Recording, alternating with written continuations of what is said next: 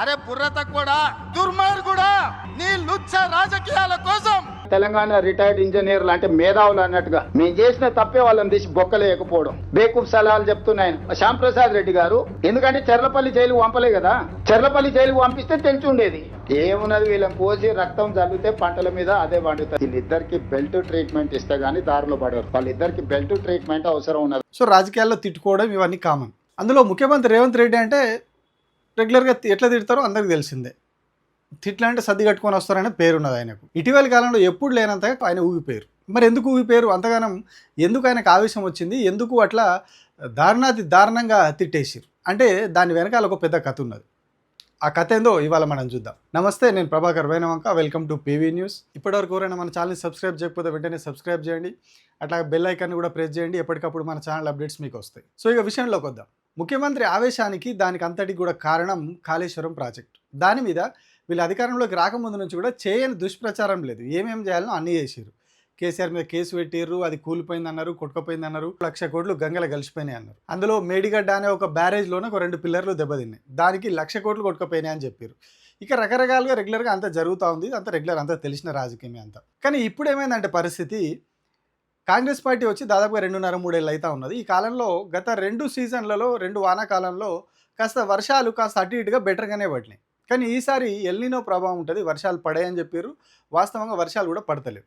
పడకపోయేసరికి నీళ్లకు కరువు వచ్చింది. పంటలు వేయడానికి రైతులు ఇబ్బంది పడతా ఉన్నారు. ఆరుతడి పంటలు కూడా వేయలేని పరిస్థితి, వేసిన వాళ్ళు కూడా నీళ్లు లేక అల్లాడుతూ ఉన్నారు. సో ఈ పరిణామాలన్నీ చూసినటువంటి రాష్ట్రంలో ఉన్నటువంటి అన్ని వర్గాలు ఎక్సెప్ట్ కాంగ్రెస్ పార్టీ అందరూ కూడా ఒకటే మాట మీద ఉన్నారు, ఒకటే డిమాండ్ చేస్తూ ఉన్నారు. అదే కాళేశ్వరం ప్రాజెక్టులో భాగంగా మేడిగడ్డ ఎగువన కట్టినటువంటి కన్నెపల్లి పంపులను ఆన్ చేసి నీళ్లు ఎత్తిపోసి రాష్ట్రానికి నీళ్ళు ఇవ్వాలి, రాష్ట్రంలో ఉన్న చెరువులు, కుంటలు, రిజర్వాయర్లు అన్నీ కూడా నింపాలి అని చెప్పి చెప్తా ఉన్నారు. బదనాం చేయి, కానీ గిట్లా చేస్తే ప్రజలు హర్షిస్తారు అనుకుంటే మాత్రం మూర్ఖత్వం అయితే గుర్తుపెట్టుకో. ఇవాళ కాళేశ్వరం ప్రాజెక్టు కొన్ని వందల టీఎంసీల రిజర్వాయర్లు, కొన్ని వందల కిలోమీటర్ల పైప్ లైన్లు, కొన్ని వందల కిలోమీటర్ల కాలువలు, పదుల సంఖ్యలో టన్నల్స్, మోటార్లు, పంపులు, కొన్ని పెద్ద పెద్ద టవర్లు, ఎలక్ట్రిసిటీ టవర్లు, పెద్ద పెద్ద లైన్లు అనేకం ఉన్నాయి కదా. దాన్ని వాడుకోరాదు, నువ్వు బదనాం చేసి ఎత్తి కానీ వాడుకోరాదు. అయినా కూడా నీ నిర్లక్ష్యం వల్ల, నేరపూరిత నిర్లక్ష్యం, క్రిమినల్ నెగ్లిజెన్స్, నీళ్లు ఉండి కూడా ఎత్తుకోకపోవడం, నీళ్లు ఉండి కూడా దాన్ని ఉపయోగించకపోవడం అనేది ఇది క్రిమినల్ నెగ్లిజెన్స్. మిమ్మల్ని ఉరిదీసినా తప్పు లేదు. నీళ్లున్నాయి, నది బారుతుంది, మోటార్లు ఉన్నాయి, సిస్టమ్ ఉంది, చెరువులు ఖాళీగా ఉన్నాయి, రిజర్వాయర్లు ఖాళీగా ఉన్నాయి, కరువు కోరల్లో చిక్కుకున్నది ప్రపంచమంతా. ఇవాళ ఎలినినోతో బాధపడుతుంటే నువ్వు నీళ్లుండి ఎత్తలేదంటే మీరు ఏ రకమైన నిర్లక్ష్యాన్ని పాల్పడుతున్నారో ముందు దీనికి సమాధానం చెప్పండి. రేవంత్ రెడ్డి గారు దయచేసి మా మీద కక్ష ఉంటే కేసులు పెట్టు, మా మీద కక్ష ఉంటే మమ్మల్ని బూతులు తిట్టు, మా మీద కక్ష ఉంటే ఇంకా రోత మాటలు మాట్లాడు, మాకేం పర్వాలేదు, అలవాటైపోయింది.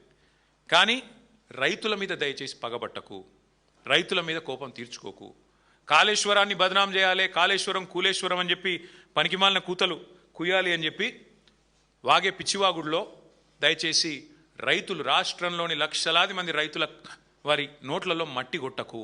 ఇది నా ప్రార్థన. ఇది ఒక కేవలం ఒక వర్గమో బీఆర్ఎస్ పార్టీయో ఇంకొకరు కాదు, అన్ని వర్గాలు చెప్తా ఉన్నాయి. కాళేశ్వరం ప్రాజెక్టులో అవినీతి అది అని చెప్పి బీజేపీ వాళ్ళు రెగ్యులర్గా మాట్లాడతారు. 1,00,000 కోట్ల అవినీతి జరిగింది, 1,00,000 కోట్లు కేసీఆర్ దోచుకున్నాడని స్వయంగా ప్రధానమంత్రి, కేంద్ర హోంశాఖ మంత్రి అమిత్ షా చాలాసార్లు వచ్చి మాట్లాడిపోయారు. కానీ ఈటెల రాజేందర్ మాత్రం తెలంగాణ స్టాండ్ తీసుకున్నారు. నాకు తెలంగాణ అనే ఫస్ట్, మిగతా అనే తర్వాత, పార్టీ నాకు నెక్స్ట్. కాళేశ్వరం అనేది తెలంగాణకు ఏ స్థాయిలో ఉపయోగపడుతుందో ఆయనకు తెలుసు, ఎట్లా జీవనాడియో తెలంగాణకు ఆయనకు తెలుసు. సో ఆయన కూడా చాలా సంచలనంగా ఒక నిర్ణయం ప్రకటించారు. ఖచ్చితంగా నీళ్ళని ఎత్తాలి, పొయ్యాలి, రాష్ట్రాన్ని రక్షించాలని చెప్పారు. ఎందుకంటే ఆయన కూడా ఉమ్మడి కరీంనగర్ జిల్లాకు చెందినవాడు కాబట్టి అక్కడ ఉన్న పరిస్థితులు ఏంటి, ఆ నీళ్ళు ఎట్లా ఉపయోగపడతాయి, గతంలో ఎట్లా ఉండే పరిస్థితి ఇప్పుడు ఎట్లా ఉందనేది అన్నీ ఆయనకు తెలుసు. కాబట్టే ఆయన ఎట్లా మాట్లాడారు. సో సేమ్ అదే పార్టీకి సంబంధించినటువంటి మురళీధర్ రావు కూడా ఒక స్టేట్మెంట్ ఇచ్చారు. ఆ నీళ్లు కాళేశ్వరం నుంచి ప్రాణహిత నీళ్లు కిందికి వెళ్ళిపోతూ ఉన్నాయి మేడిగడ్డ నుండి, ఆ నీటిని ఎత్తిపోసి రాష్ట్రాన్ని కాపాడాలి, నీళ్ళు ఇవ్వాలని ఆయన కూడా చెప్పారు.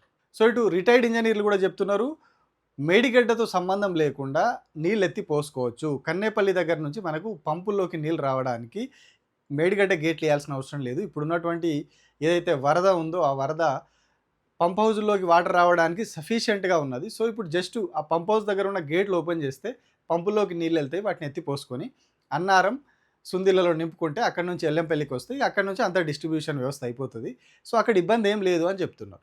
సో ఎఫ్ఆర్ఎల్ దాకా నింపే అవసరం లేకుండా కూడా ఒకవేళ ఎఫ్ఆర్ఎల్కి నింపితే ప్రమాదం ఏర్పడుతుంది, స్ట్రక్చరల్గా ఏమన్నా ఇష్యూస్ వస్తాయి అని అనుకుంటే కనీసం మినిమం వాటర్ లెవెల్ అన్నారంలో 117.5, సుందిళ్లలో 127.5 మీటర్ల వరకు మనం నీటిని స్టోర్ చేసుకోగలిగితే మనం ఎల్లంపల్లికి నీళ్ళు తీసుకోవచ్చు. ఎల్లంపల్లి నుంచి ఆల్రెడీ సిస్టమ్ వర్క్ చేస్తుంది, ప్రభుత్వం దాన్ని ఉపయోగించుకుంటున్నది.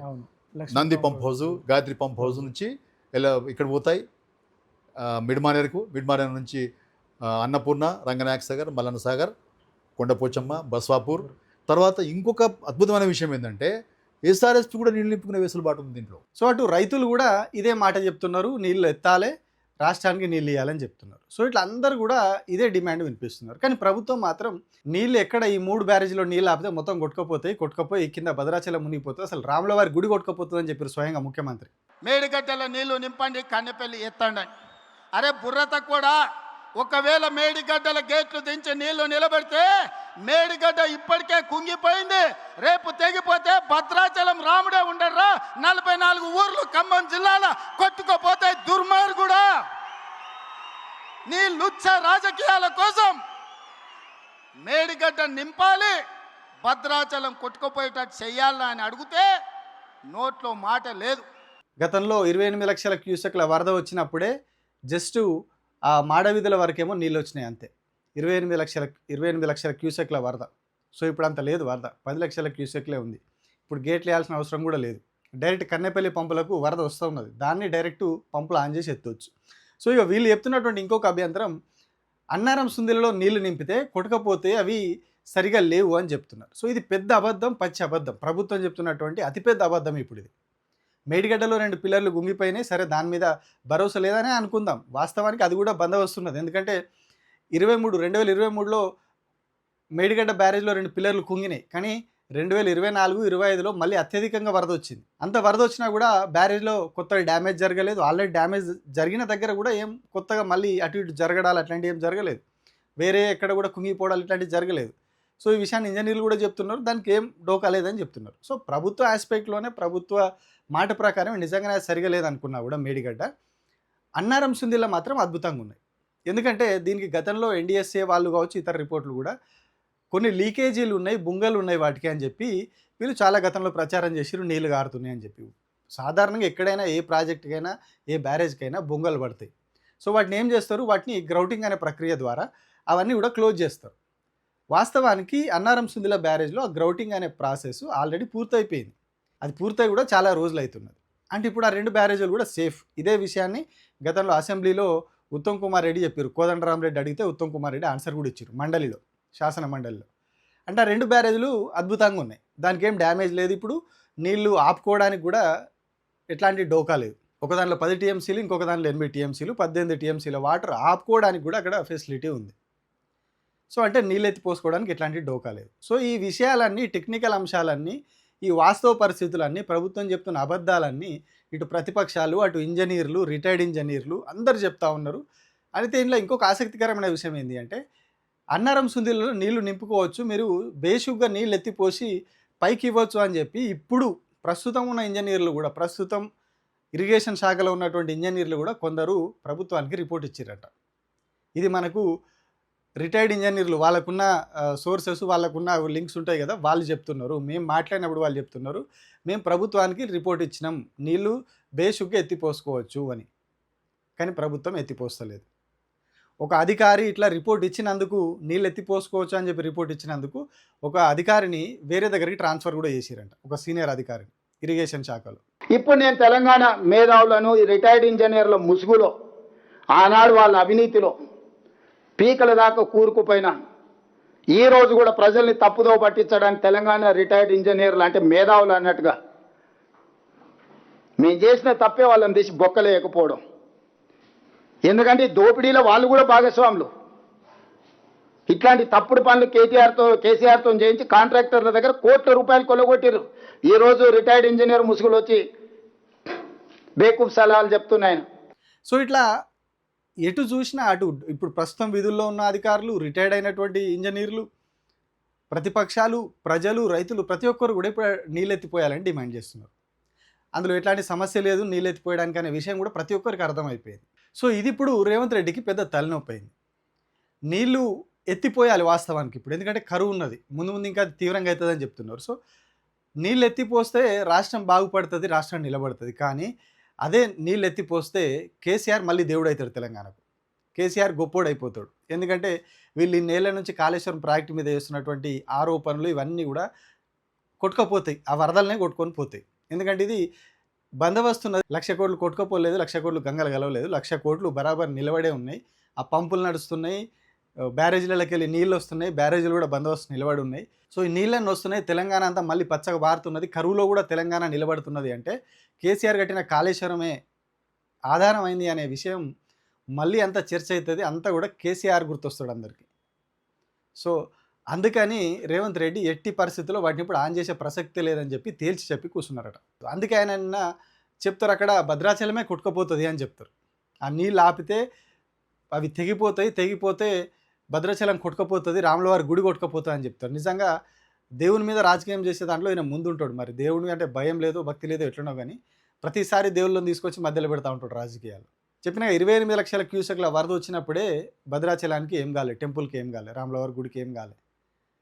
ఇప్పుడు 10 లక్షలు 11 లక్షల వరద వస్తున్నది అంతే. దాన్ని మనం బ్యారేజీలు కూలిపోతాయి అంటున్నారు. అన్నారం సుందిలో మంచిగా ఉన్నాయి, కూలిపోవని చెప్పి వాళ్ళే అసెంబ్లీలో చెప్పారు. అబద్ధాలు ఏ స్థాయిలో ఆడుతున్నారు, ఎట్లా నీళ్లు రాకుండా నీళ్ళు వస్తే అంత క్రెడిట్ కేసీఆర్కి పోతుంది అనే ఉద్దేశమే కావచ్చు. 100% అది తప్ప వేరేది కనిపిస్తలేదు. సో ఇట్లా ఈ ప్రెషర్ అంతా ఎక్కువైతున్నది ఆయన మీద. ఒకవైపు ఏమో కరువుతో అల్లాడుతున్న రాష్ట్రం, ఇంకొక వైపు ఏమో పుష్కలంగా కిందికెళ్ళి నీళ్ళు వెళ్ళిపోతున్నాయి. మధ్యలోనేమో వీళ్ళందరూ నీళ్ళు ఎత్తిపోయాలని చెప్పి డిమాండ్ చేస్తూ ఉన్నారు, ప్రెషర్ పెడతా ఉన్నారు. అక్కడ సాకులు ఆయనకు చెప్పడానికి ఏం దొరకక లాస్ట్కి వచ్చి ఇప్పుడు కూలిపోతుంది, రాములవారి గుడి మునిగిపోతుంది అంటున్నాడు. 3 బ్యారేజీలు నిండుగా నింపిన, మేడిగడ్డతో సహా 3 బ్యారేజీలు, అన్నారం, సుందిల్ల ఇవన్నీ నింపినా కూడా టోటల్గా 16, 10, 8 టీఎంసీలు టోటల్. ఈ 3 బ్యారేజీల కెపాసిటీ, ఒకటి 16 టీఎంసీలు, ఒకటి 10 టీఎంసీలు, ఒకటి 8 టీఎంసీలు. ఈ 3 ఎట్ ఏ టైం కూలిపోయినా కూడా 16 లక్షల క్యూసెక్ల కంటే ఎక్కువ స్పీడ్ తోటి వరద పోదు. 16 లక్షల క్యూసెక్లు అన్నీ 3 బ్యారేజీల్లో ఒకేసారి డ్యామేజ్ అయ్యి నీళ్ళు అన్నీ పోయినా కూడా 16 లక్షలకు అటు ఇటుగా క్యూసెక్ల స్పీడ్ తోటి వరద పోతుంది. కానీ గతంలో వచ్చింది అంతా 28 లక్షలకు పైగా, అప్పుడే ఏం కాలే. ఇప్పుడు 16 లక్షల క్యూసెక్ల వరదకి ఏమవుతుంది అంటే ఎట్లా భయపెట్టాలి, ఏ రకంగా దీనికి ఎన్ని రంగులు పోయాలి, ఎన్ని రకాలుగా అసలు నీళ్ళు ఎత్తకుండా ఏమేం ప్రయత్నాలు చేయాలో అన్నీ చేస్తున్నాడు. వాస్తవానికి తెలివి ఉన్న వాళ్ళు అయితే, రాష్ట్రం మీద ప్రేమ ఉన్న వాళ్ళు అయితే, రాష్ట్ర రైతుల మీద ప్రేమ ఉన్న వాళ్ళు అయితే నీళ్ళు ఇవ్వడానికి ఎన్ని ప్రయత్నాలు చేయాలో అన్ని ప్రయత్నాలు చేస్తారు. ఎన్డీఎస్ఏ లేక ఉందని దానికి సాకులు చెప్పకుండా ఎన్డీఎస్ఏ దగ్గరికి పోతారు. మాకు ఇప్పుడు ఇట్లా పరిస్థితి ఉంది, కేంద్ర జల సంఘం నీళ్ళని జాగ్రత్తగా వాడుకోమని చెప్పింది, సో నీళ్ళు ఎత్తిపోసుకుంటాం, మీరు ఏదైనా సొల్యూషన్ చెప్పండి మాకు అని అడుగుతుంది. కానీ రాష్ట్ర ప్రభుత్వం అట్లా అడుగుతలేదు. వీళ్ళే సాకులు చెప్తున్నారు నీళ్ళు ఎత్తిపోయకుండా ఉండడానికి. ఎన్డీఎస్ఏ దగ్గరికి పోయి సొల్యూషన్ అడగడం కాదు, వీళ్ళే ఇక్కడ సాకులు చెప్తున్నారు. 3 బ్యారేజీలు కూలిపోతాయని ఒకసారి అంటాడు, రాములవారి గుడి కొట్టుకపోతుంది అంటాడు, రకరకాలుగా ఇట్లా చెప్తా ఉన్నారు.